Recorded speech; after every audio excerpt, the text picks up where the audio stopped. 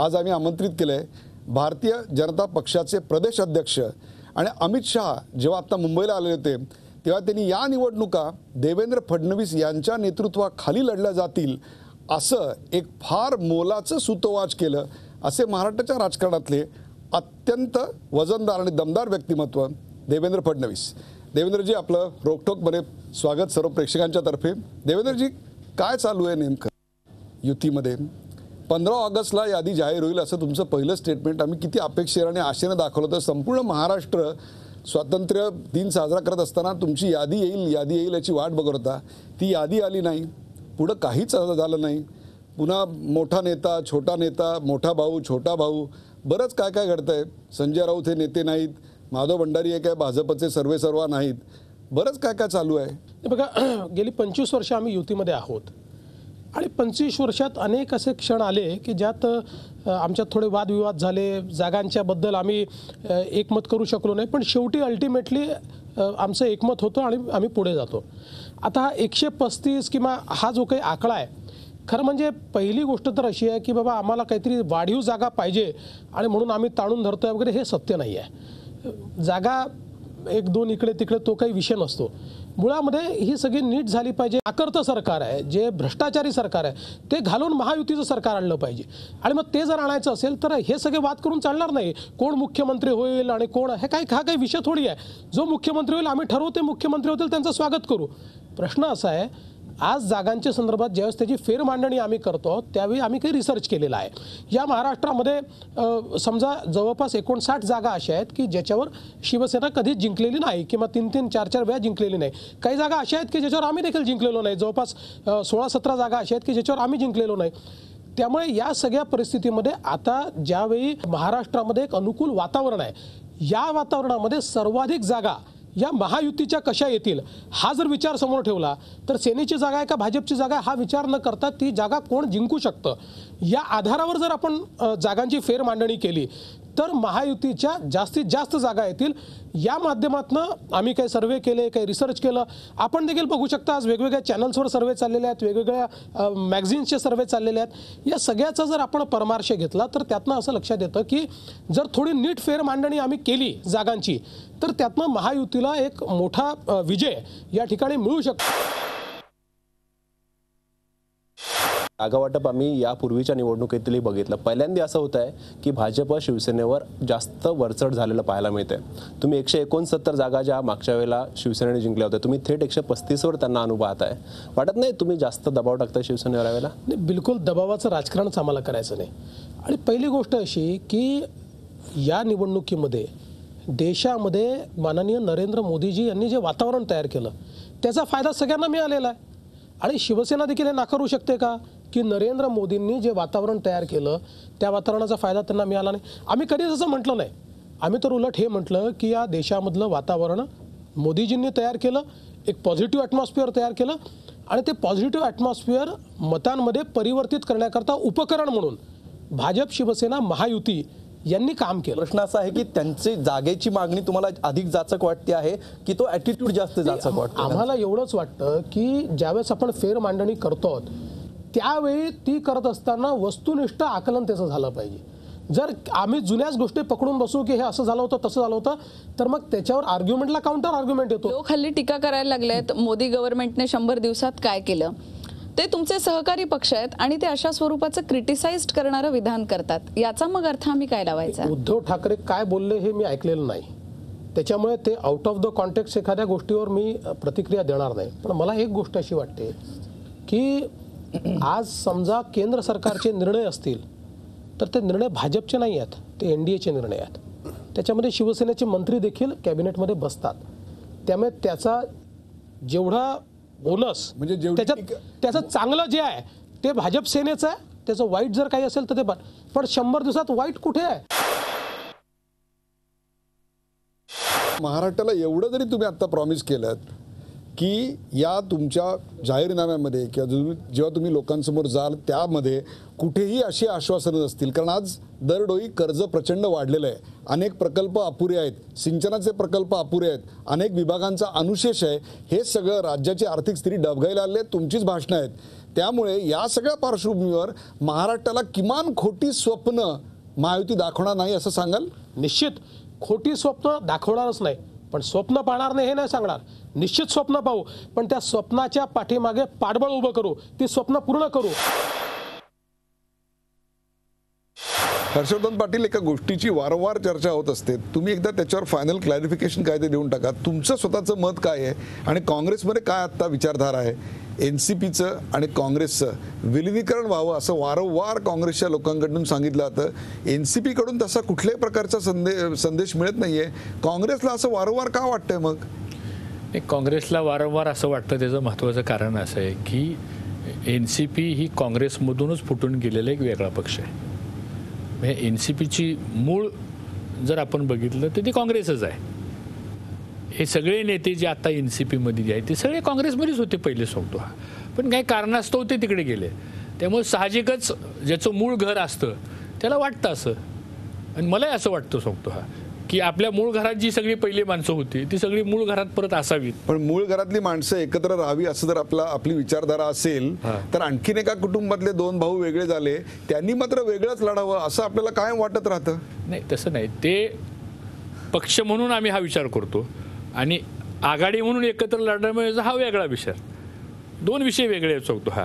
म्हणून कुणालाही वाटतं, समजा आता परिस्थिती बदलत गेली की घराचं विभाजन होतं, वाटण्या होतात. एकाची 4 मुलं झाली तर प्रत्येकाला वाटतं की एका घरात राहण्यापेक्षा आपण वेगळं राहून आपली प्रगती करू. पण त्या घरातला मूळ मालक असतो त्याला असं वाटतं की हे आपलं मूळ घर आहे. हा, आणि आज तसं जर बघितलं आपण सांगतो हा की हे सगळे जे एवढे आता NCPमध्ये जे गेलेले आमचे सहकारी आहेत हे सगळे मुळात काँग्रेसमध्येच होते. ह्यातलं एक नाव सांगा मला तुम्ही, सगळे काँग्रेसमध्येच होते. पाटील साहेब, त्या बंडखोरीवरूनच की इंदापूर आणि बारामती सख्खे शेजारी आहेत आणि तुम्ही म्हटले की मागच्या वेळेस पण थोडासा तसा तुम्हाला अनुभव आला, तर नेमकं असं काय कारण आहे? अजित पवार, हर्षवर्धन पाटील आघाडी तुमची आहे, शेजारी तुम्ही, नेमकं असं काय कारण आहे हर्षवर्धन पाटलांजवळ की अजित पवार आणि तुमचा नेहमी संघर्ष होत असतो असं एकंदरीत चित्र असतं आणि ह्या संघर्ष विधानसभेपुरता मर्यादित राहत नाही तर कारखान्याच्या राजकारणात सुद्धा येतो, हा इथपर्यंत झिरपलेला आहे? त्याला एकच कारण आहे सांगतो आणि मोकळेपणानं सांगतो की मित्र आणि शत्रू बदलू शकतात पण शेजार बदलू शकत नाही. कळलं का? तर मला असं वाटतं की त्याच्यामध्ये आमचा शेजारपणच आहे तिथं.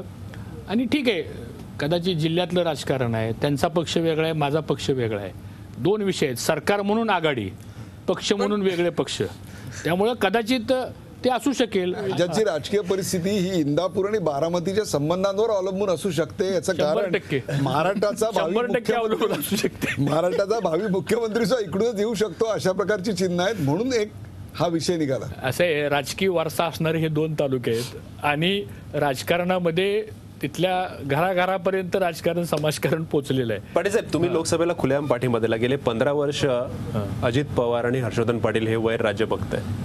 आता हे संपेल वैर, याला कधी द एंड आहे? कारण तुम्ही शेजारचे एका जिल्ह्यातल्या आहात, शेजारी तालुके आहेत, विलासराव आणि मुंडे बाजूबाजूच्या जिल्ह्यातले आणि वेगवेगळ्या पक्षातले, म्हणजे विरोधक आणि सत्ताधारी, तुम्ही तर सत्ताधारी आहात दोघेही. हे वैर संपेल का? ते नाही, ते त्यांची मैत्री होती, त्यांचे 2 जिल्हे वेगळे होते, आमचा जिल्हा एकच आहे, त्यामुळे माझी कधी सटकणार नाही सांगतो हा. पण तुमची जर सटकली तर पुणे जिल्ह्यात नेमकं काय होईल? नाही, पण ती सटकण्यासारखी माझी परिस्थिती नाहीये. तुमचं भांडण बांधावरून आहे असं म्हणायचं. तुमचं भांडण बांधावरून. आमचं भांडण बांधावरनं काही नाही. त्यांचा बांध मी फोडलेला नाही, माझा बांध त्यांनी फोडलेला नाही. फक्त आम्ही दोघे एकमेकाची शेजारी असल्यामुळं कदाचित काही लोक असतात इकडे तिकडे काही वेगळा अर्थ काय. शेजार धर्म पाळणारा मंत्री आणि पाळणारा मित्र अशी आपली प्रतिभा जपायची पराकोटीची आता इथे या ठिकाणी प्रयत्न जरी केला असला तरी संपूर्ण महाराष्ट्र नेमकं यातलं सत्य काय ते ओळखतो. हर्षवर्धनजी, आपल्या समोर इथं बुद्धिबळाचा पट आहे. त्या पटावर 64 घरं आहेत, त्याच्यावर 8 प्यादी आणि 8 प्यादी अशी 16 प्यादी आहेत. तर याच्यावर हत्ती आहेत, घोडे आहेत, उंट आहे, वजीर आहे, राजा आहे. आत्ता तुमच्या नजरेसमोर यातला नेमका कुठला मोहरा आहे? व्याज वजीर आहे का राजा आहे का हत्ती आहे? माझ्या दृष्टीने जर विचार केला तर मी हत्तीला प्रेफर करील सांगतो तुम्हाला. त्याचं कारण असं आहे की हा जो हत्ती आहे हे शुभचिन्ह आहे आणि सरळ मार्गी जाणारा हा प्राणी सांगतो, सरळ मार्गी, आडवा तिडवा जात नाही कुठं सांगतो. आणि राजकारण समाजकारण करायचं असेल आपल्याला तर सरळ मार्गाने गेलं पाहिजे, दमदार पावलाने गेलं पाहिजे. हे असं नुसतं हवेतलं राजकारण करून चालत नाही. हे बाकीची आडवे तिडवे चालणार आहेत. आणि ही समोरची लाईन आहे ना उदयजी, हे बरेच वर्ष आम्ही पण काम केलेलं आहे. हे आता ह्याच्या मागं आम्ही आलेलो आहे आणि मला असं वाटतं हत्तीची भूमिका आहे ही दमदार भूमिका आहे आणि तीच भूमिका घेऊन आपल्याला या राजकारणामध्ये आमची भूमिका हत्तीची आहे. येत्या निवडणुकीला मीडिया सेलचे प्रमुख म्हणून आणि इंदापूरचे एक प्रमुख उमेदवार म्हणून हर्षवर्धनजी कसे सामोरे जाणार आहेत, त्यांच्या आरोपांना कशी उत्तर देणार आहेत, या सगळ्यावर रोखठोक आज त्यांनी भूमिका मांडली. आज ते आपल्या इथे आले त्याबद्दल सर्वांच्या वतीनं तुमचे आभार. नमस्कार. धन्यवाद.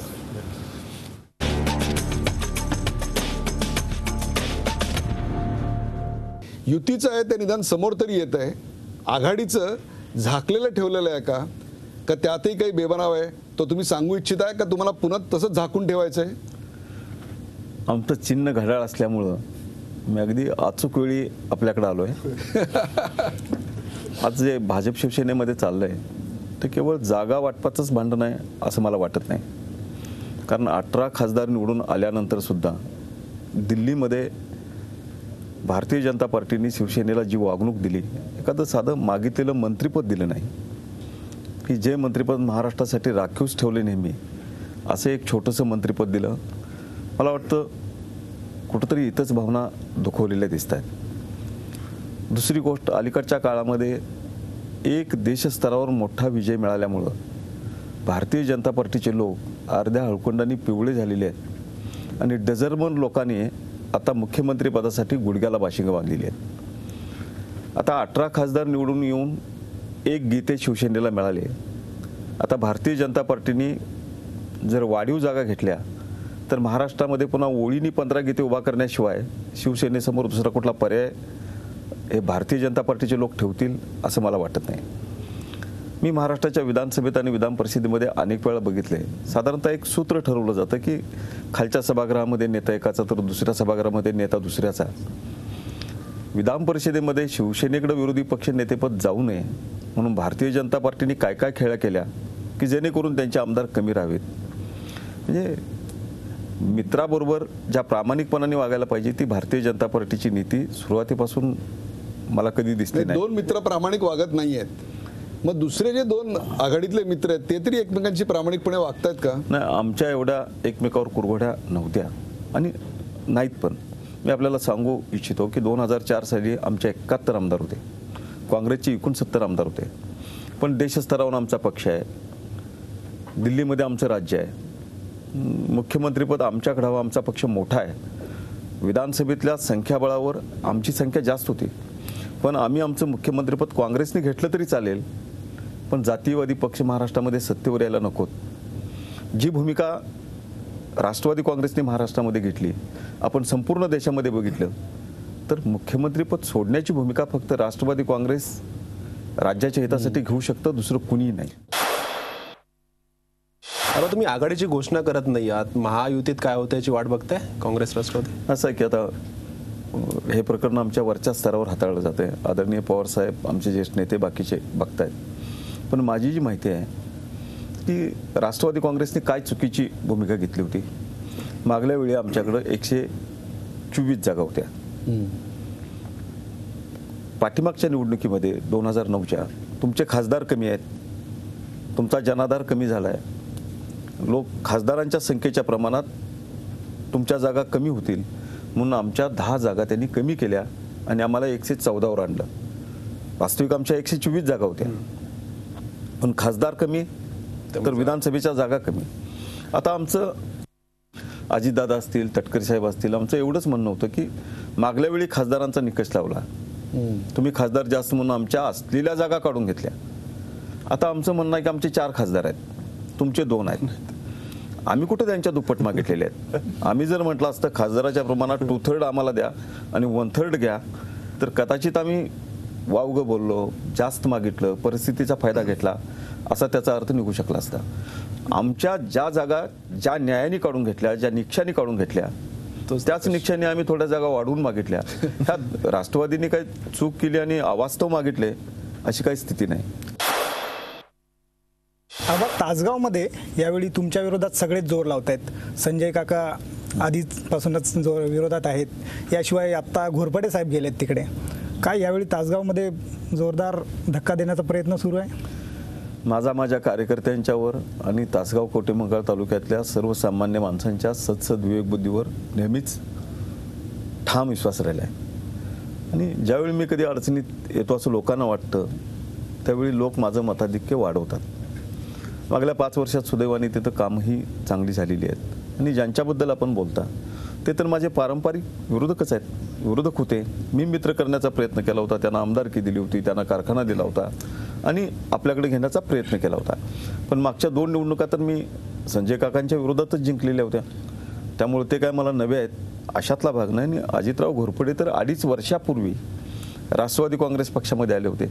म्हणजे हे कोणी फार समर्थन देत होते आणि यांच्याच आधारावर आजपर्यंत निवडणुका जिंकल्या अशी स्थिती नाही. तुम्ही म्हणलात की महाराष्ट्राचे पोलीसच दाभोळकरांच्या हत्येचा छडा लावतील. फक्त छडा लावताना शास्त्रोक्त पद्धतीनं लावला जाईल का त्याला प्लॅनचेटचा आधार असेल एवढं फक्त ब्रेकवर जाण्यापूर्वी महाराष्ट्र जनतेला सांगा. असं आहे की शास्त्रोक्त पद्धतीने इतकं प्रेशर सरकारवर पण होतं या तपासाच्या बाबतीत.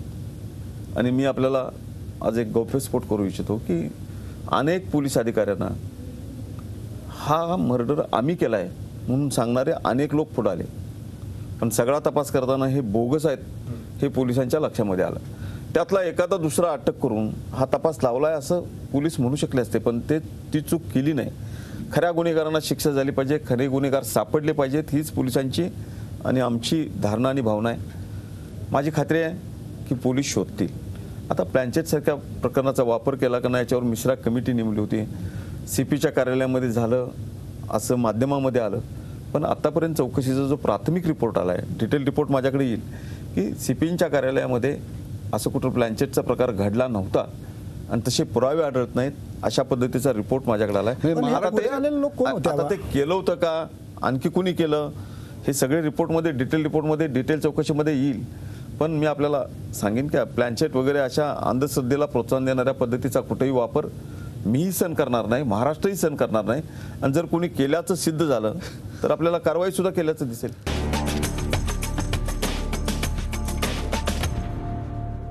नमस्कार, रोकठोकमध्ये आपलं स्वागत. मी उदय निरगुडकर.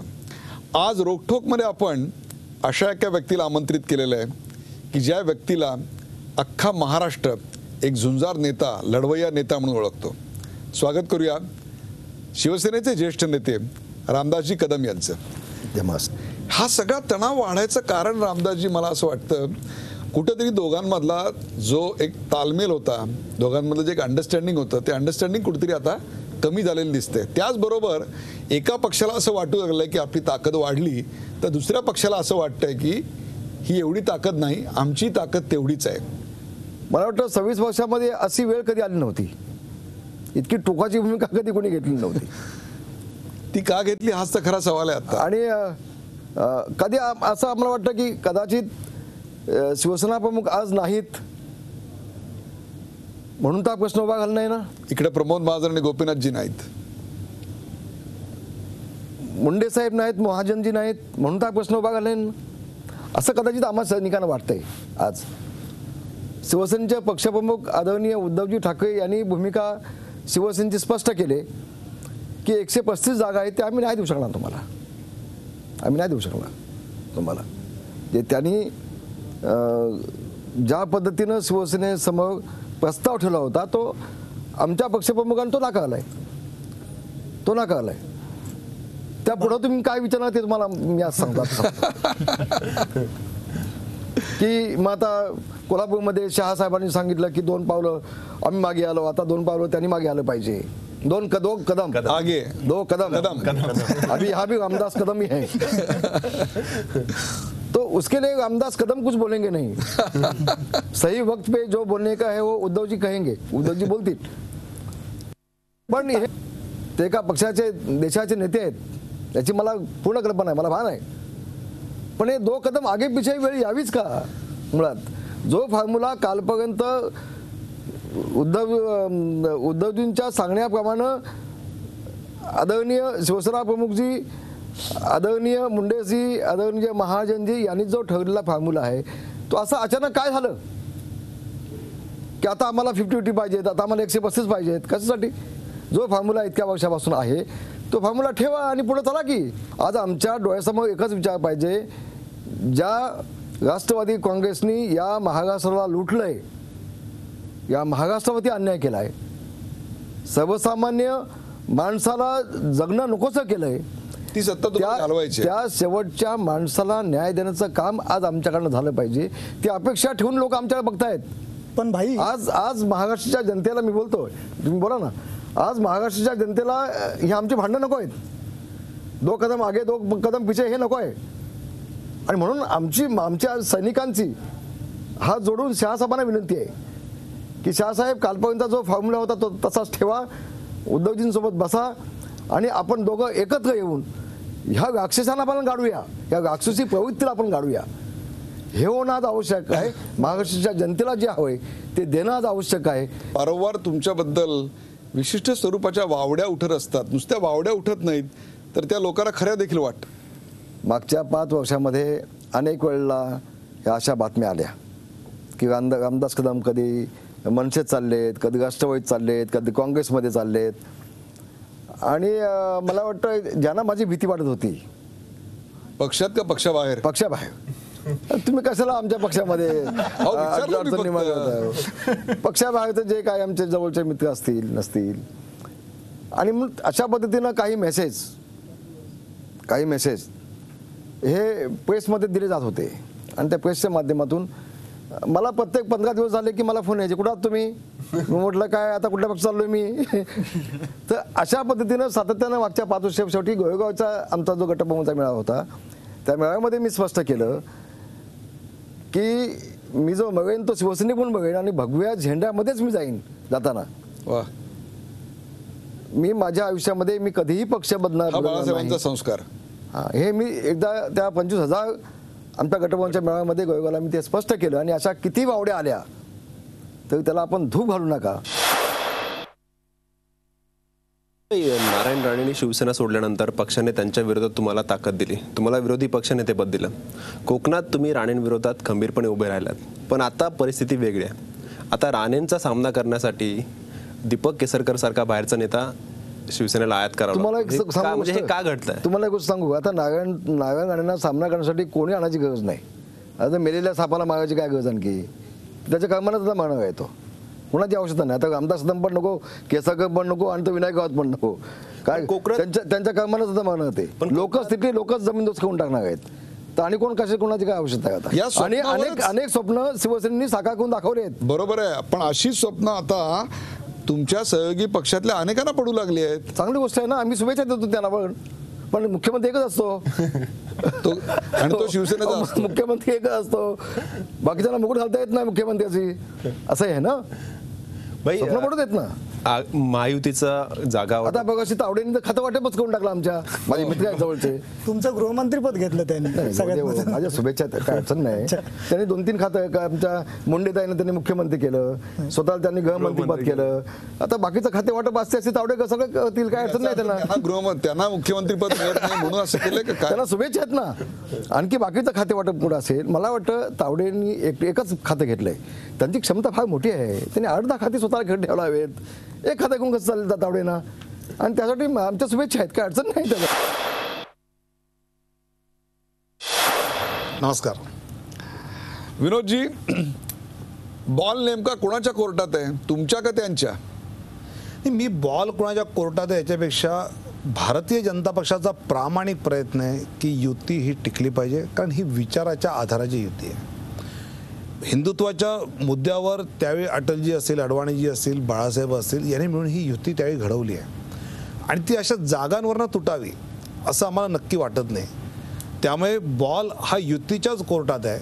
तो कधी सेनेच्या बाजूला असेल, कधी भाजपच्या बाजूला असेल, पण आम्ही मिळून तो ठरवला पाहिजे. विनोदजी, सत्ता येण्याच्या आधीच मुख्यमंत्री असो किंवा आता तुम्ही सुद्धा इच्छा व्यक्त केली की मला गृहमंत्री व्हायचं आणि काही जणांना जेलमध्ये टाकायचं आहे. तुमचे मित्र आबा गृहमंत्री आर पाटील यांनी कालच याच ठिकाणी मुलाखतीमध्ये म्हटलं होतं की गृह मंत्रालयातलं घी बघितलंय पण त्याचा बडगा बघितला नाही. घी देखा लेकिन बडगा नाही देखा, असं त्यांचं वक्तव्य आहे. दुसरीकडे तुमचेच एक परम मित्र, तुमच्या मित्र पक्षातले रामदास कदम यांनी तर तुम्हाला 8-8 खाती घ्यावी तुम्हाला शुभेच्छा दिलेल्या आहेत. एक तर मला असं म्हणायचं की शेवटी एक भाषणाची एक शैली असते. मी जिथे हे बोललो त्या ठिकाणी नालासोपारा मीरा भाईंदरच्या व्यापाऱ्यांनी कसं पोलिसांकडनं आम्हाला त्रास होतो आहे ह्याच ही मांडणी केली. आणि शेवटी मग त्या समोर म्हटलं तुम्ही काळजी करू नका, सरकार आता येतं आहे. आणि सरकार आल्यानंतर मी गृहमंत्री आणि 2 कामं करेन म्हणले. पहिलं काम की भ्रष्टाचाराबद्दल मी आजसुद्धा ज्यावेळी अँटी करप्शनने अजितदादांनी तटकरेची चौकशी मागितली आहे तर मुख्य सचिवाने ती फाईल गृहमंत्र्याकडे न पाठवता GADकडे पाठवली आहे आणि त्यामुळे ती पेंडिंग पडली आता. तर पहिलं काम करेन तर भ्रष्टाचाराबद्दल अजितदादांना जेलमध्ये टाकेन. आणि दुसरं काम करेन की मीरा भाईंदरसाठी आता हा वेगळा जिल्हा झाल्यानंतर एक एवढी वस्ती वाढली, एक नवीन कमिशनरेट ज्यातून तुम्हाला एक 10 IPS अधिकारी मिळतील आणि एक वेगळी रचना मिळेल. आता हा एक वक्तृत्व भाग आहे म्हणून त्यातलं मांडलेलं आहे. आणि मला हे माहिती आहे, मी मुंडे साहेबांकडे गृह खातं असताना अतिशय जवळून ते खातं पाहिलेलं आहे. गेल्या 12 वर्षात विधान परिषदेमध्ये सदस्य असताना सगळी खाती जवळून पाहिलेली आहेत. त्यामुळे मला असं वाटतं की घी काय बडगा काय, तुम्ही काय घी त्यातला खाता आहे हेही पाहिलेलं आहे. आणि त्यामध्ये कष्ट तर कुठले याला असतात, त्याची तयारी आमची असते. आणि रामदास कदमांनी काही खाती द्यायची गरज नाही, त्यांनाच कुठलं खातं मिळेल त्यांनी बघावं. त्याने जागा मिळणार अशी व्यवस्था करणार आहात की नाही तुम्ही? मला वाटतं तो विषय जो आहे तो शेवटी शिवसेनेच्या पक्षप्रमुखांचा. कारण मला मित्र पक्षाच्या नेत्याची असं जाहीरपणे काढायची माझी सवय नाही, कारण ते त्यांचे सन्माननीय नेते आहेत, मी माझा नेता आहे. मी माझी जागा आपली ओळखून आहे, त्यांनी त्यांच्या जागेवर राहावं. तुमचं सरकार समजा आलं तर नेमकं मलबार हिलवर कोणत्या बंगल्यात राहायला आवडेल? रॉयल स्टोन, ज्ञानेश्वरी, रामटेक, चित्रकूट असं की आणखीन काही? असं मी तर मुंबईतला निवासी आहे, तर मी तर माझ्या पार्लरला घरीच राहीन. बंगला जो शासकीय असेल तो त्या घराचं नाव वर्षा आहे, घरी राहीन. त्या घरात वर्षा आहे. मला असं म्हणायचं की शेवटी आपलं घर जे आहे तिथे राहायचं, कुठे जाऊन करायचं आपल्याला. तुम्ही भ्रष्टाचाराचा मगाशी मुद्दा काढलात. तुम्ही पक्षात काही लोकांना घेऊन पाहून केलं, विजयकुमार गावित असतील, बबनराव पाचपुते असतील, याच मंत्र्यांवरती तुम्ही विधानसभेत विधान परिषदेमध्ये टीका करताना आम्ही पाहिलं. मग ते तुमच्याकडे आल्यानंतर पावन झाले, स्वच्छ झाले? आम्हाला पावन झाले असं अजिबात म्हणायचं नाही. व आमच्याकडे भारतीय जनता पक्षामध्ये यायला जवळजवळ 55-60 जण इच्छुक होते. त्यातले तर 2-5 तर अतिशय वरिष्ठ नेते होते, पण त्यांना आम्ही घेतलं नाही. आज नावं सांगून आम्ही मला असं वाटतं ते सगळ्यांना माहिती आहेत ना. मी आपलं महाराष्ट्रातला सामान्य प्रेक्षक इतका हुशार आहे की त्याला असं म्हटलं की पटकन कळतं की अरे हा हे आहे ते आहे असं. पण मला असं वाटतं की जी नावं आम्ही घेतली, आता डॉक्टर गावित आहेत तर त्यांच्या कन्येला आम्ही ज्यावेळी घेतलं की सातत्याने 8 टर्म जे माणिकराव गावित तिथून नंदुरबार जिंकत होते. इंदिराजींची प्रचार सभा सुरू होणार नंदुरबार, सोनियाजींची प्रचार सभा सुरू होणार नंदुरबार, राजीव गांधी सुरू करणार नंदुरबार. इतका काँग्रेसने त्याला महत्त्व दिलं होतं. आता ही जागा आपण काही करून जिंकायची आणि त्यासाठी त्यावेळेचं तात्कालिक ते राजकीय कॉम्प्रोमाइज असतं. पण हे करत असताना दोघांशी आमचं स्पष्ट बोलणं आलं की यामध्ये समजा पुढच्या कायद्याच्या याच्यात तुम्ही आलात तर आम्ही काय तुमची भूमिका घेणार नाही, इतकं स्पष्ट बोलून आलेलो आहोत. आणि म्हटलं की आम्ही सिद्ध करू की ते मंत्री तुमच्या बरोबर आहेत आता ज्यांच्यावर भ्रष्टाचाराचे तुम्हीच आरोप केलेत. मग तुम्ही राष्ट्रवादी काँग्रेस किंवा काँग्रेसवर कसा आरोप करणार आता भ्रष्टाचार? म्हणजे की असे 2 व्यक्ती आहेत, समजा आम्ही ज्या काही जागा लढू त्यातले 2 असे आहेत आणि बाकीचे जे आहेत ते इतके चांगले आणि वेगळे आहेत, तर लोकांनी लक्ष त्याच्याकडेच जाईल. तुमच्या समोर हा चेस बोर्ड आहे. अच्छा, त्याच्यावर प्यादी आहेत, हत्ती आहे, घोडे आहे, उंट आहे, राजा आहे, वजीर आहे. कुठलं आपलं सिम्बॉल आहे असं वाटतं? वजीर. कारण वजीर हा असा आहे की ज्याची मुवमेंट कुठेही कशी होते आणि सगळ्यात जास्त तो रयतेच्या राजाचं रक्षण करतो. रयतेच्या राजाचं रक्षण करतो. मला वजीर जास्त आवडतो. याचाच अर्थ असाही एक अर्थ आपल्याला काढता येईल की वजीर हा असा असतो की ज्याला चेसचा बोर्ड, बुद्धिबळाचा पट आपल्या बोटावर खेळवायची ताकद असू शकते. तेच माझं खरं रूप आहे असं आता विनोद तावडे म्हणाले. या मुलाखतीच्या निमित्तानं त्याने अनेक प्रश्नांना दिलखुलास तर काही प्रश्नांना बगल देत अनेक उत्तरं दिली. विनोदजी, या कार्यक्रमात सहभागी झाल्याबद्दल झी 24 तासच्या सर्व प्रेक्षकांतर्फे आणि माझ्या सहकाऱ्यांतर्फे आभार, धन्यवाद. खूप खूप धन्यवाद.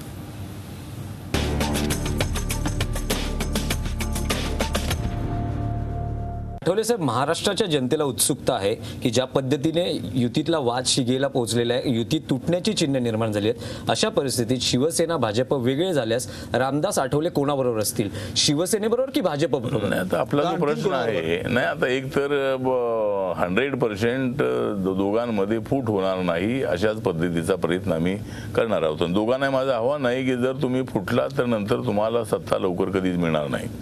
माझं दोघांना आव्हान आहे की दोघांनी या वेळेला सत्ता हातामध्ये, सत्तेचा घास तोंडाच्या जवळ आलेला आहे आणि तो घास जर तुम्हाला खायचा नसेल तर तुम्ही वेगळे लढा. तुम्ही वेगळे लढलात तर अजिबात तुम्हाला सत्ता मिळणार नाही. आणि मग दिनेश तू विचारलेला जो प्रश्न आहे की जर यांच्यामध्ये फूट झाली, ती फूट होणारच नाही, पण जर झाली तर आम्ही कोणासोबत असू? तर आता आम्ही कोणासोबत असू? जे आमचा अजेंडा मान्य करतील त्यांच्यासोबत आम्ही असू. समजा युती तुटली तर तुम्ही पवारांबरोबर जाऊ शकता? नाही, तर सध्या तरी आपण काँग्रेस आणि राष्ट्रवादीच्या बाजूला जाण्याचा प्रश्नच येत नाहीये, कारण मी त्यांच्याबरोबर तुमच्याशी संपर्क साधला आहे पवारांनी? आणि तुम्ही सध्या तरी म्हटलाय. नाही, संपर्क साधलाय म्हणजे संपर्कामध्ये आहेतच ते आपले. त्यांना असं वाटतं की शरद पवार हे रामदास आठवले यांच्या संपर्कात आत्ता या सत्तेच्या ऐन सारीपाटाचा डाव मांडला जात असताना संपर्कात आहेत असं ठाम विधान आहे आता तुमचं? नाही, विधान म्हणजे काँग्रेस आणि राष्ट्रवादीचे लोक ज्या वेळेला आम्ही इशारा दिलाय व आम्हाला तर जागा एवढ्या द्या, 2 आकडीची जागा द्या, आणि जर जागा दिल्या नाही तर आम्हाला काय करायचं याचा विचार करावा लागेल, त्यावेळेला काँग्रेस आणि राष्ट्रवादीकडून संपर्क आहेच आपला. आठवले, RPIच्या प्रतिमेत काही फरक पडला? याचं कारण तुमच्याकडे आता ख्यातनाम अभिनेत्री, नृत्यांगना, TV स्टार राखी सावंत आलेले आहेत. पूर्वी तुमच्याकडे कष्टकरी कामगार होते, आता लिपस्टिक, पावडर अशा सगळ्याच गोष्टी येऊ लागल्या. नाही, रिपब्लिकन पक्ष हा सर्वसमावेशक करण्याचा आमचा प्रयत्न आहे आणि सगळ्या जातीच्या कार्यकर्त्यांना, त्याचबरोबर वेगवेगळ्या क्षेत्रामध्ये काम करणाऱ्या लोकांना पक्षामध्ये संधी द्यायची अशा पद्धतीचा प्रयत्न आपला होता. एक तर राखी सावंत सारखी प्रसिद्ध असणारी फिल्म ॲक्ट्रेस जी आहे ती सुद्धा आमच्या पक्षात आली. ती मराठा जप्त झालं. हा, नाही, ठीक आहे, तर ती मग मागच्या वेळेला उभा राहिली होती, तिचं त्याला मतं काही फारशी मिळाली नाही. मला एक जाणून घ्यायचं की Shrimati Rakhi Sawant Republican party of इंडियाच्या कुठल्या विचारधारेत बसतात आणि राखी सावंत यांचा डॉक्टर बाबासाहेब आंबेडकर यांच्या विचारांवर त्यांची श्रद्धा आहे का? कारण त्यांना कधी आंबेडकरांवर बोलताना पाहिलं नाही हो आम्ही.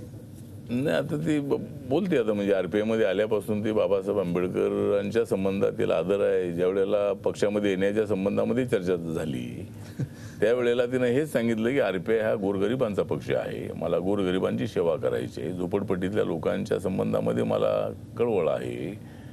आणि त्या दृष्टिकोनातून तिनं सांगितलं की RPI हाच एक प्लॅटफॉर्म असा आहे की जो गरिबांची सेवा करण्यासाठी ते योग्य आहे. मला असं वाटतं या रोखठोकमध्ये सध्याच्या राजकीय परिस्थितीवर आणि त्याहीपेक्षा RPIच्या आणि त्यांच्या नेमक्या अवस्थेवर त्यांना कुठली कविता सुचते रामदासजी?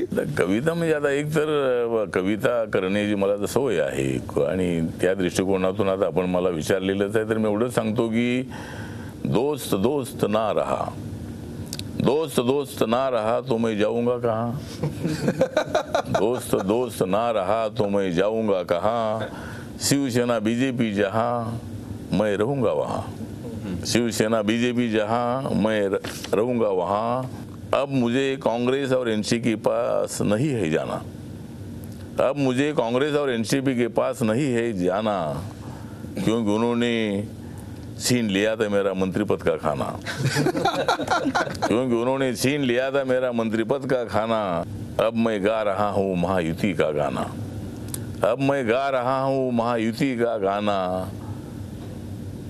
अब मैं BJP और शिवसेना से मैं जाऊंगा कहाँ.